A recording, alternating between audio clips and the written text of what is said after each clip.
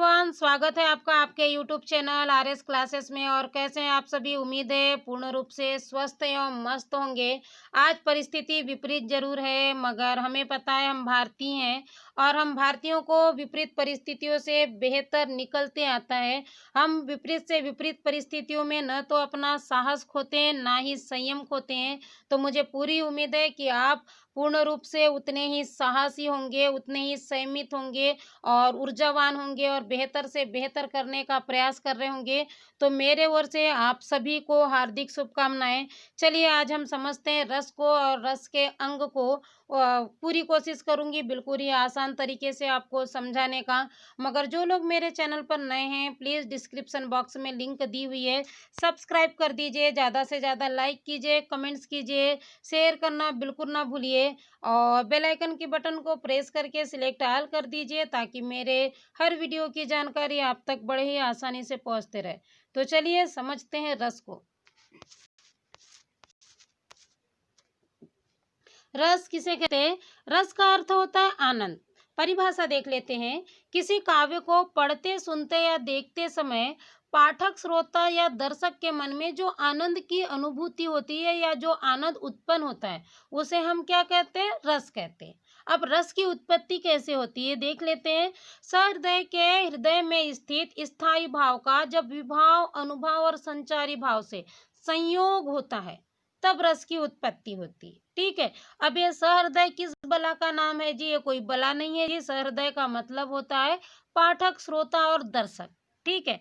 तो जब पाठक, श्रोता और दर्शक के मन में स्थित स्थायी भाव का जब विभाव, अनुभव और संचारी भाव से क्या होता है? संयोग होता है, तब क्या होता है? रस की उत्पत्ति होती है। आगे समझते हैं। रस के अंग। रस के प्रमुख रूप से 4 अंग होते हैं। याद रखना, बार बार परीक्षा में पूछा जाता है रस के अंग कितने होते हैं और कई बार गलती हो जाती है, इसलिए याद रखिएगा। रस के कितने अंग होते हैं? 4 अंग है। स्थायी भाव, विभाव, अनुभव और संचारी भाव। समझ लेते हैं स्थायी भाव किसे कहते हैं। मैं पूरा प्रयास करूंगी एकदम आसान शब्दों में आपको समझाने का, ताकि आप कभी भी उसे भूल ना पाए। तो चलिए समझते हैं स्थायी भाव को। गलत यहाँ लिख चुका है, वहाँ नहीं, वह है, आप ठीक कर लीजिएगा। वह भाव जो मानव हृदय में सुसुप्त अवस्था में स्थायी होते हैं तथा समय आने पर उत्पन्न होते हैं, स्थायी भाव कहलाते हैं। ठीक है। कि वह जो भाव है जो क्या होते हैं, आपके हृदय में हमेशा होते तो हैं, मगर उत्पन्न कब होते हैं? जब आप उस परिस्थिति से रूबरू होते हैं, जब उस परिस्थिति से टकराते हैं, तब वो भाव क्या होते हैं? आपके मन में उत्पन्न हो जाते हैं। वह क्या कहलाते हैं? स्थायी भाव कहलाते हैं। उदाहरण देखिए, आप आसानी से समझ जाएंगे। मान लीजिए आप शांत भाव से सड़क से चल रहे हैं, तभी आपने एक वृद्ध महिला को क्या देखा? लाचार अवस्था में भीख मांगते हुए देखा। तो आपके मन में क्या हुआ? उसकी स्थिति के प्रति करुणा उत्पन्न हो गई। तो यह करुणा क्या कहलाएगी? यह करुणा स्थायी भाव कहलाएगा। आप तो शांत थे, आपके मन में कोई भाव नहीं था, मगर जैसे ही आपने उस महिला की स्थिति देखी, आपके मन में क्या हो गया? करुणा का भाव, दया का भाव उत्पन्न हो गया। और ये दया या करुणा भाव ही क्या कहलाएगा? स्थायी भाव कहलाएगा। चलिए आगे समझते हैं। अब हम देख लेते हैं स्थायी भाव के प्रकार। तो स्थायी भाव 10 प्रकार के होते हैं, क्योंकि रस भी 10 प्रकार का होता है और रस 10 प्रकार के होंगे तो उसके स्थायी भाव भी कितने होंगे? 10 प्रकार के होंगे। तो चलिए देख लेते हैं कौन कौन से रस है और उनके कौन कौन से स्थायी भाव है। बड़ा ही महत्वपूर्ण है, गलती ना कीजिएगा।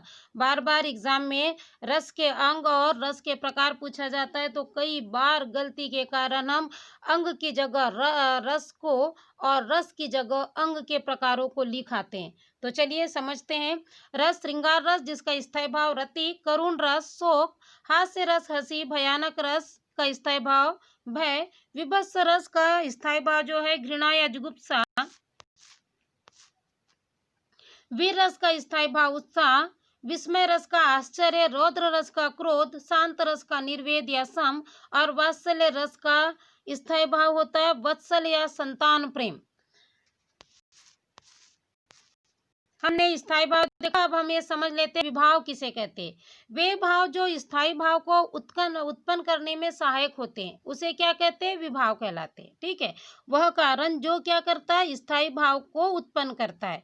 कहने का मतलब ये है कि जिन परिस्थितियों के कारण स्थायी भाव उत्पन्न होता है वह क्या कहलाता है, विभाव कहलाता है। और यह जो है ये दो प्रकार का होता है।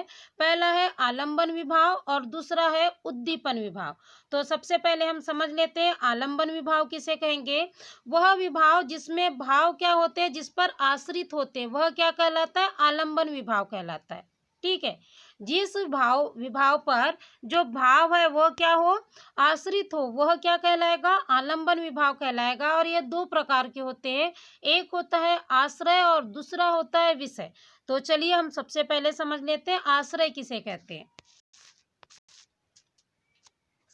आश्रय, जिसके मन में स्थायी भाव उत्पन्न होता है उसे क्या कहते हैं, आश्रय कहते हैं। जैसे हम ऊपर वाला ही उदाहरण देख लेते हैं। आप सड़क से जा रहे हैं, तभी आपने एक लाचार वृद्ध महिला को अपने सामने भीख मांगते हुए देखा, तो आपके मन में क्या हो गई, उसके प्रति करुणा उत्पन्न हो गई। आपके मन में उस वृद्ध महिला के प्रति जो करुणा उत्पन्न हुई, इसलिए आप क्या कहलाएंगे, आश्रय कहलाएंगे। ठीक है, क्योंकि आश्रय हमने पहले कहा जिसके मन में स्थायी भाव उत्पन्न हो। किसके मन में स्थायी भाव उत्पन्न हुआ, आपके मन में स्थायी भाव उत्पन्न हुआ, इसलिए आप क्या कहलाएंगे, आश्रय कहलाएंगे। मुझे पूरी उम्मीद है आपको आश्रय बड़े ही आसानी से समझ आ गया होगा। तो चलिए अब विषय समझ लेते हैं। विषय, जिसके प्रति क्या होता है, स्थायी भाव उत्पन्न होता है, वह क्या कहलाता है, विषय कहलाता है। जैसे कि वही वाला उदाहरण देख लेते हैं, ऊपर वाला। हमने उदाहरण में देखा कि उस वृद्ध महिला की लाचारी को देखकर मन में क्या हुआ, करुणा का भाव उत्पन्न हो गया। तो किसके प्रति उत्पन्न हुआ, उस वृद्ध महिला के प्रति। तो वो वृद्ध महिला क्या होगी, विषय होगी। ठीक है, जिसके मन में स्थायी भाव उत्पन्न हो वह क्या कहलाता है, आश्रय कहलाता है। और जिसके प्रति हो वह क्या कहलाता है, विषय कहलाता है। तो वो वृद्ध महिला क्या होगी, विषय होगी। चलिए आगे हम समझते हैं। अगला विभाव है, जो प्रकार है विभाव का, वह है उद्दीपन। उद्दीपन किसे कहेंगे, वह कारण जिससे मन के जो भाव है और अधिक क्या हो जाते हैं, उद्दीप्त हो जाते हैं, उद्दीपन कहलाता है। यानी वह कारण या वो परिस्थितियां जिसके कारण आपका जो मन के जो विचार है, भाव है, और अधिक तेज होने लगते हैं, तो वह क्या कहलाता है, उद्दीपन कहलाता है। जैसे वह वृद्ध महिला जिसका जो लाचारी है तथा उसका कमजोर शरीर, ये देखकर मन में जो करुणा का भाव है वो और अधिक हमारे मन में या उसके मन में क्या होने लगता है, बढ़ने लगता है। तो वह क्या कहलाएगा, उद्दीपन कहलाएगा। कि कोई भी परिस्थिति जिसके कारण हमारे जो मन के भाव है वो और ज्यादा क्या होते हैं, बढ़ने लगते हैं, तो वो जो परिस्थिति है वह क्या कहलाएगी, उद्दीपन कहलाएगी। चलिए आगे समझते हैं। अगला जो रस का अंग है वह है अनुभाव। अनुभाव किसे कहेंगे, आश्रय की जो शारीरिक क्रियाएं हैं वह क्या कहलाती है, अनुभाव कहलाती है। जैसे हमने वही वाला उदाहरण ले लेते हैं कि उदाहरण में हमने लाचार महिला को देखा, यदि उस महिला को देखकर हमारे मुंह से आहा निकल आया, एकदम कुछ देर के लिए हम स्थिर हो जाए, या फिर यह जो सारे अनुभव है ये क्या कहलाएंगे, अनुभाव कहलाएंगे। यानी किसी व्यक्ति को देखकर जो हमारी शारीरिक क्रियाएं होती है, चाहे फिर वो हमारे हाथों का उठना हो, एकदम शांत हो जाना हो, मौन हो जाना हो, या उसे कुछ कहना हो, जो भी हम शरीर से जो भी कार्य करते हैं, तो वह क्या कहलाता है, अनुभाव कहलाता है। और मुझे उम्मीद है आपको स्थायी भाव, विभाव और अनुभाव आसानी से समझ आ गए होंगे। तो चलिए अब हम देख लेते हैं संचारी भाव।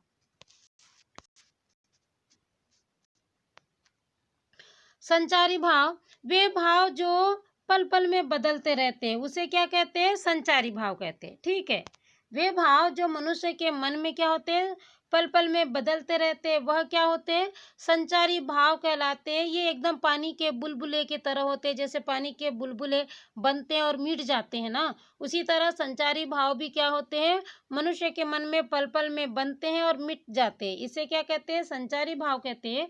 और इनकी संख्या 33 होती है।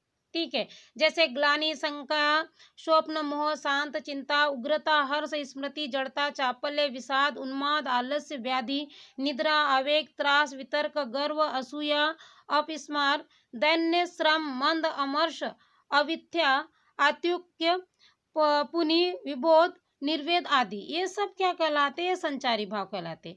कई बार ऐसा होता है कि हम किसी से बात कर रहे होते हैं और बात करते-करते हमारे मन में क्या होता है, कई तरह के भाव आते हैं। जैसे मैं अभी आपको समझा रही हूँ, आप समझ तो रहे हैं, मगर समझने के दौरान भी आपके दिमाग में कुछ भाव आ रहे होंगे, फिर जा रहे होंगे, कई बार ऐसा होता है।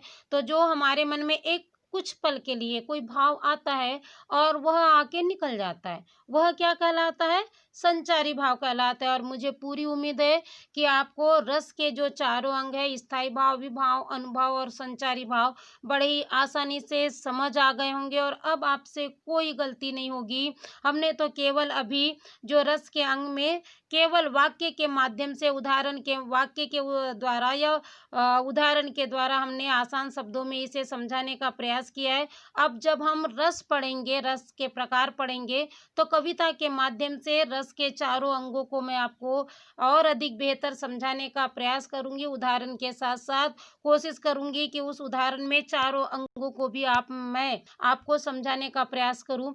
और यदि आपको ऐसा लगता है कि मेरा जो तरीका है आसान है और आपको बेहतर समझ आ रहा है, तो प्लीज़ लाइक कर दीजिए और ज़्यादा से ज़्यादा शेयर करना बिल्कुल ना भूलिए। घर पर रहिए, सुरक्षित रहिए, मगर स्टडी जारी रखिए। धन्यवाद।